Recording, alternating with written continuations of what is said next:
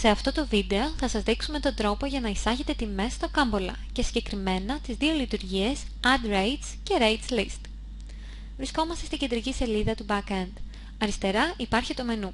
Επιλέγουμε Property Management. Ας ξεκινήσουμε με το Add Rates.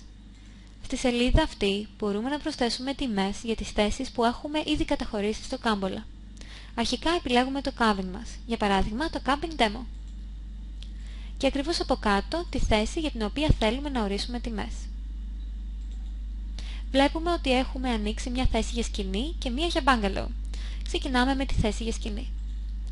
Ας υποθέσουμε ότι το camping έχει τρεις τιμολογιακές περιόδους: Μάιο με Ιούνιο, Ιούλιο με Αύγουστο και Σεπτέμβριο με Οκτώβριο. Ξεκινάμε με την πρώτη περίοδο. Επιλέγουμε την 1η Μαΐου ως αρχή και την 30η Ιουνίου ως τέλος της περίοδου.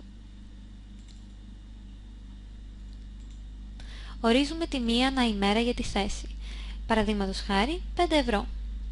Και τέλος, τιμή για ανικτέρευση ανηλίκου και παιδιού, 4 και 2 ευρώ αντίστοιχα. Αφού τελειώσουμε, κλικάρουμε Add New Rate και εμφανίζεται ένα επιπλέον πλαίσιο, όπου μπορούμε με παρόμοιο τρόπο να προσθέσουμε τιμές για την επόμενη περίοδο. Ορίζουμε τιμές για Ιούλιο-Αύγουστο.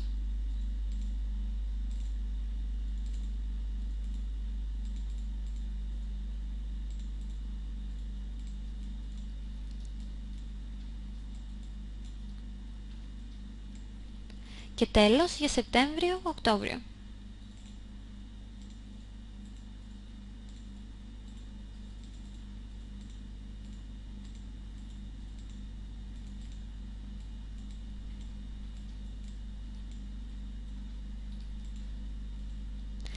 Είμαστε έτοιμοι. Όμως, πριν πατήσουμε Save, πρέπει να σιγουρευτούμε ότι οι τιμές που δώσαμε καλύπτουν όλες τις ημέρες λειτουργίας του camping. Είναι πολύ σημαντικό να μην υπάρχει κενό μεταξύ των τιμολογιακών περιόδων. Αφού τελειώσουμε και τον έλεγχο, πατάμε Save. Το σύστημα μας μεταφέρει στη σελίδα Rates List, όπου μπορούμε να προβάλλουμε τις τιμές που έχουμε θέσει. Επιλέγουμε το Camping Demo. Και από κάτω επιλέγουμε τη θέση για σκηνή για την οποία ορίσαμε τις τιμές. Παρατηρούμε ότι ανοίγει ο πίνακας με όλες τις πληροφορίες: χρονικό πλαίσιο, χρέωση θέσης για ανικτέρευση ανηλίκου και παιδιού. Αν θέλουμε να διαγράψουμε μία τιμολογιακή περίοδο, πατάμε Delete. Στη συνέχεια θα πρέπει να επιστρέψουμε στη σελίδα Add Rates για να αντικαταστήσουμε τις τιμολογιακές περιόδους που διαγράψαμε. Πάμε τώρα να ορίσουμε τιμές και για την άλλη θέση, το Bungalow. Η διαδικασία είναι ίδια με πριν, μόνο που αυτή τη φορά θα ορίσουμε τιμές μόνο για τη θέση.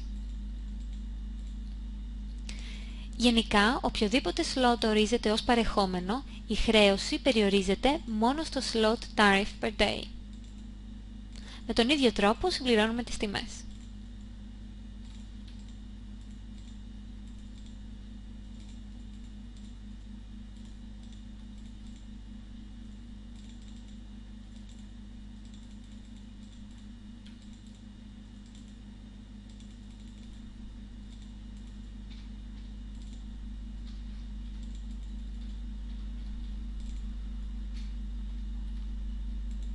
Και είμαστε έτοιμοι.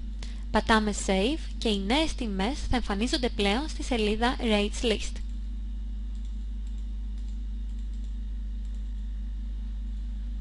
Ελπίζουμε αυτό το βίντεο να σας βοήθησε. Ευχαριστούμε πολύ.